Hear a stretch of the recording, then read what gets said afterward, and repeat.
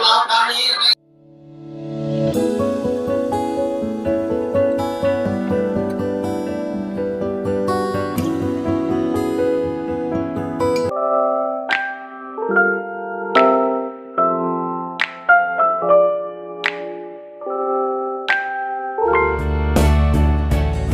ผู้สาวมาเชียร์เป็นกำลังใจให้เนาะโอ้ทีมงานบ้านให้สบายดีทุกคนวันนี้เราจะพาทุกคนไปเก็บบรรยากาศช่วงเมื่ออยู่ที่บ้านให้เนาะตอนนี้เราอยู่ที่เส้นทางสามไร่เนาะตอนนี้เส้นทางไปสามไร่เนาะแล้วก็ทางนี้เป็นไปนครหลวงยังจัดและเมื่อนี้เราจะพาทุกคนไปชมบรรยากาศช่วงเมื่ออยู่ที่บ้านให้ปากนึ่มเนาะเมืองปากนึ่มนครหลวงยังจัดเส้นทางประมาณนี้เลยเนาะตอนนี้เราอยู่ที่รักเซาอิสคือว่าบรรยากาศเป็นยังไงนั้นเราทุกคนไปติดตามกันไปเลยเส้นทาง13ไตนับแต่นครหลวงไปหาเมืองปังงึมนี่ก็ประมาณ50ปลายน้อยนึง50ปลายกิโลเนาะถือว่ากับใจสมควรเดียวแต่เส้น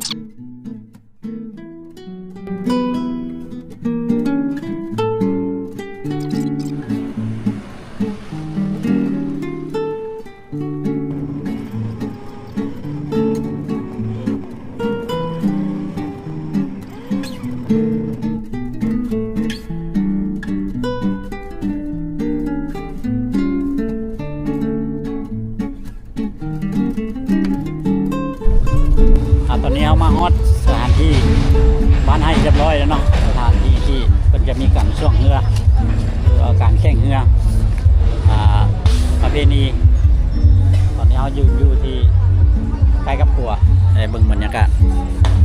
โอ้บรรยากาศมันนะก็เป็นตาที่จะลงทางนี่แหละคนหลายป่ะอันนี้แม่นห้านค้าห้านขายเนาะคนกำลังลั่งไหลมาตอนนี้บุ้งว่าเพิ่นมีกัน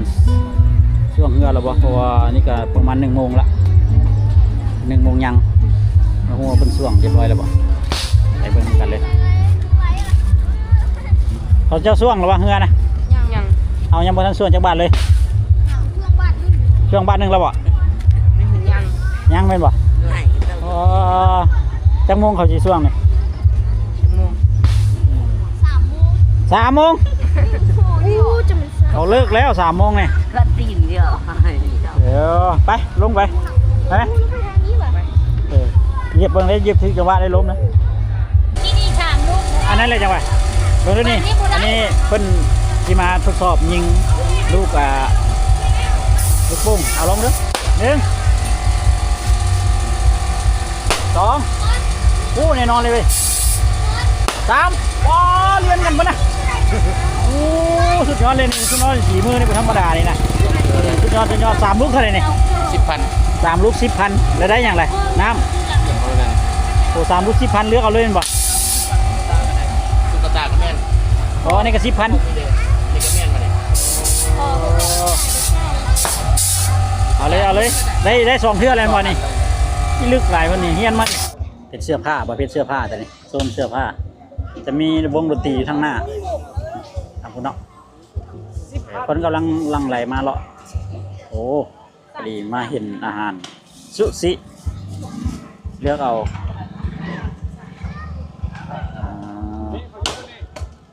ปลาอัดแซลมอนเอาคำเดียวพอแล้ว2เอาเนี่ยผู้น้อยเนี่ยคนสิมากินข้าวหิวข้าวแห้งเลือกเอา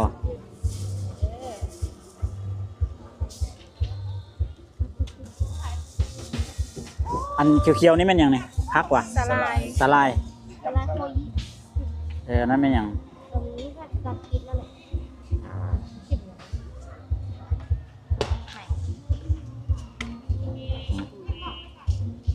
แต่ก็ขาน้อยขายดีปะไม่ขายดีอยู่นะบรรยากาศอยู่ฝุ่นช่วงเงือพ่นช่วงไว้แล้วปะช่วงเลยล่ะช่วงอะไรบ้านนึงปะแล้วตอนใดพ่นตอนใดพ่นซิงในบุ้งเลยนะมาขายเครื่องอย่างเดียวเลยได้ซูซี่แล้วเพิ่นหิวข้าวแห้งไปนี่สวรรค์คนเด็กน้อยเนาะไปเสียงเพลงหลายโอ้อันนี้มันห้างขายเสื้อผ้าราคาโปรโมชั่น มีลายส่งเลยงามบ่คณะกรรมการที่จัดงานเนาะมีอาหารมีอย่างครบอยู่นี่กรรมการหรือว่าเป็นผู้ที่ตัดสินช่วงเรือสีพายเนาะเดี๋ยวเอาไปเบิ้งเรือนำกันว่าตอนนี้เพิ่นจัดที่ใส่ไปเบิ้งเรือของเพิ่นเพื่อสีพายเพิ่นอยู่พี่เดี๋ยวไปสัมภาษณ์เพิ่นอยู่ใน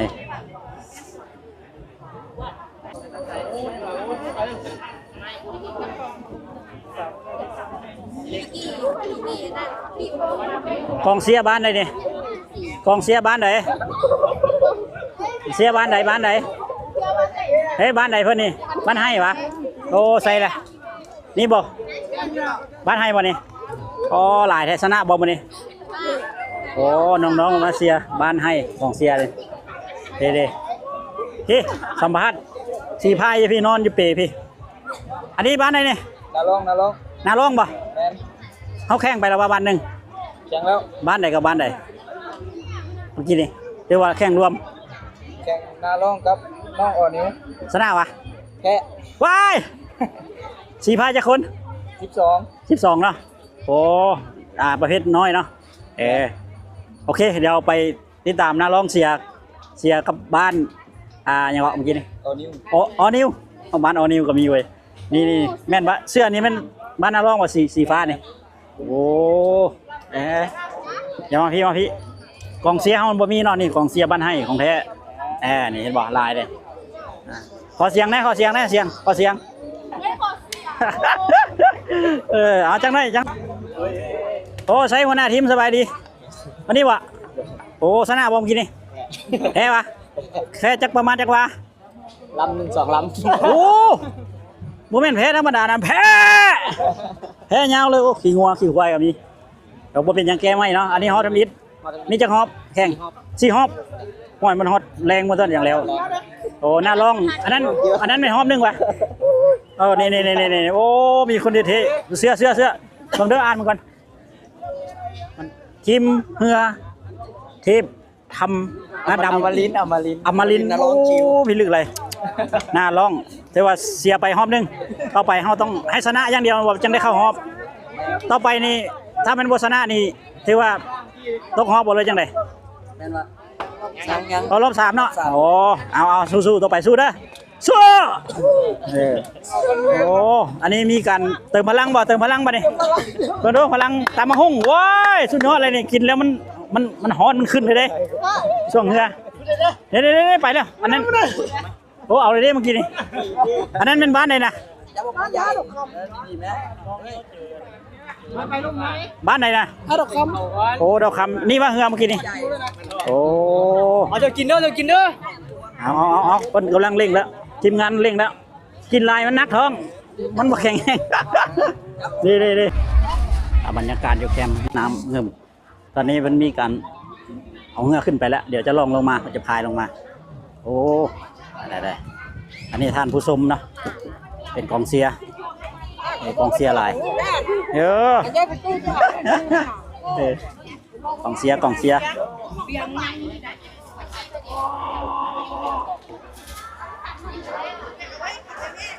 ียร์บ้านไหนนี่โอ้ลายแท้นี่เพิ่งกำลังเกี่ยมลงเลย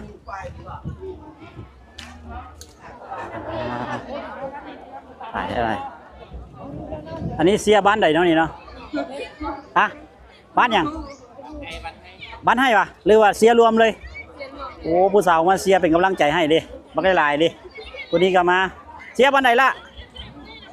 มาเชียร์มาเบิ่งอย่างเดียวเนาะม่วนอย่างเดียวนี่ตัวนี้มาเชียร์บ้านให้เนาะโอ้ทีมงานบ้านให้อันนี้เป็นทีมงานบ้านจะวะหรือว่าจังไหนชนะปะยังไม่ได้พายวะจังไหนวะมีปัญหามีปัญหาอันนั้นเป็นบ้านไหนกับบ้านไหนเนี่ยพวกเอานิ้วโอ้เมื่อกี้นี้เอานิ้วชนะเป็นปะชนะกับทีมมันน่าลองนาลองกิ้วกินกันชนะบ่แม่นวะโอ้ชนะวะเอานิ้วชนะนะ หน้าร้องเสียเดี๋ยวจะลงแล้วจะลงแล้วไปกัน มาให้วะดำเลย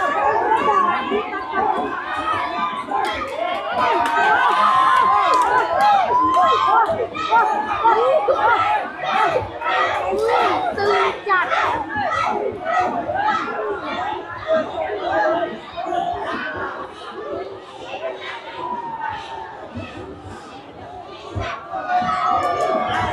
บอลเนี่ยเสียวะได้บอลหรือเสียวะโอ้บ้านอย่างก่อนไหนบ้าน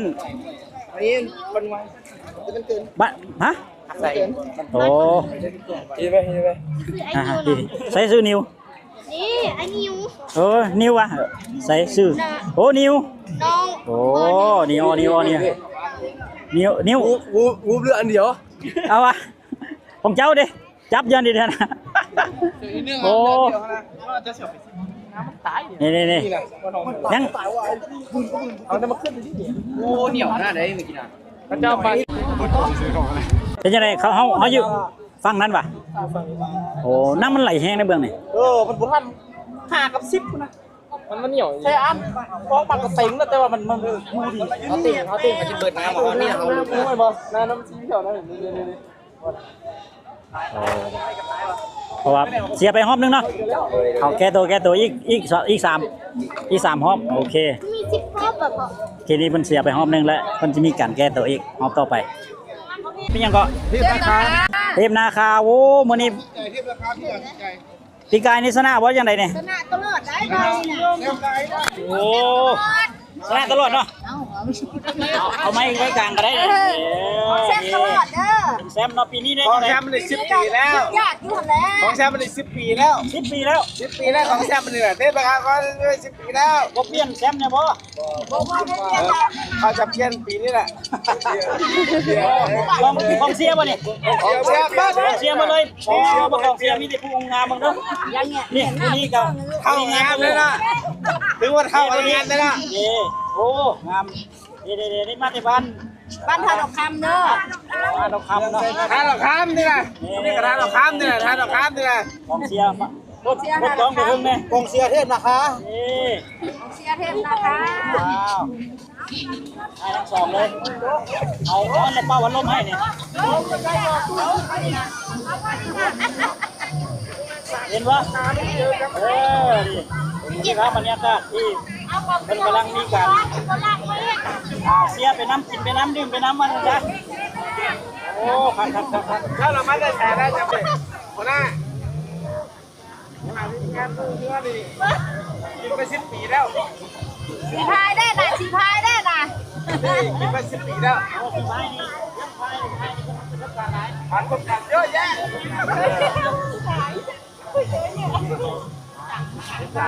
มาเห็นไร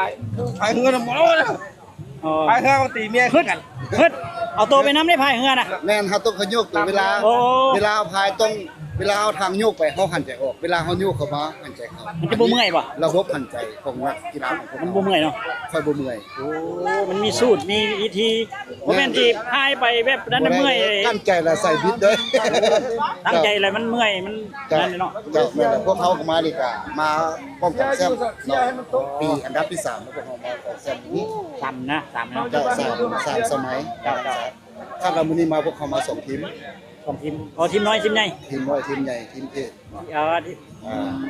พวกเขาก็คาดว่ามื้อนี้สิมาป้องกันแชมป์คาดว่ามื้อนี้นั้นพวกเขาสิเอาแชมป์ขึ้นเมืองให้ได้ โอ้สาเอาคอยได้ เจ้า เข้าใจ ขอบใจ เด้เป็นยังไงกองเสียเฮาเสียวสู้ปะตายก็เสียง อันนี้ประธานบริษัท เทิงสู้ปะ อันนี้นี่ประธานบริษัท ประธานโอ้ เป็น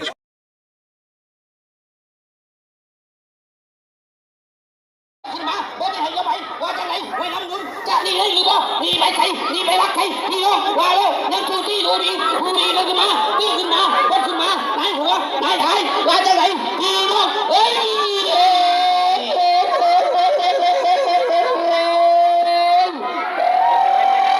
เสือสีแดงๆรองน้ำฟังพี่น้อง ต้องให้เสื้อสีดำดูเรื่องน้ำดำผู้ต้องให้ใส่จังตัวผู้ต้องเก่งว่าอะไรว่าเร็วไหนเขาไหนท่าแล้วให้โดดก่อน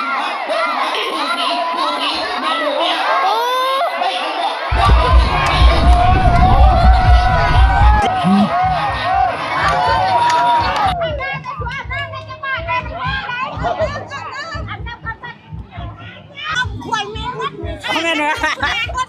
โอ้ ห้องเอฟซีได้ไหน FC ป่ะยังแข็งแห้งด้วยเจ้าเนาะ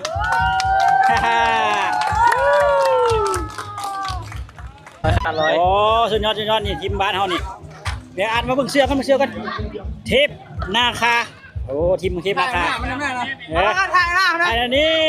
โอ้สนานี่คนเท่นี่ก็คนล่อนี่โอ้สนาคาลอยเทปอนาคาบ้านไหนทีมบ้านมาเสียทีมบ้านโอ้เป็นเอาตั้งมานั่ง2 คนเลยมาจากคน5 คนบ้านไหนเลยมาจากบ้านไหนบ้านให้เนี่ยบ้านไหนก่อน น้ำใส โอ้นาไซภาคนี้โอ้เป็นตะม่วนแท้บ้านนาไซแข่งไปแล้ววะบ่ได้มาโอ้เอามาเสียทั่วไปโอ้ผู้สาวมันมาคนไซ3 คนเด้ไปซื้อน้ำไปเป็นบ้านนาไซเบื้องนี้บ้านให้มันวะโอเคเข้าใจเขาเสีย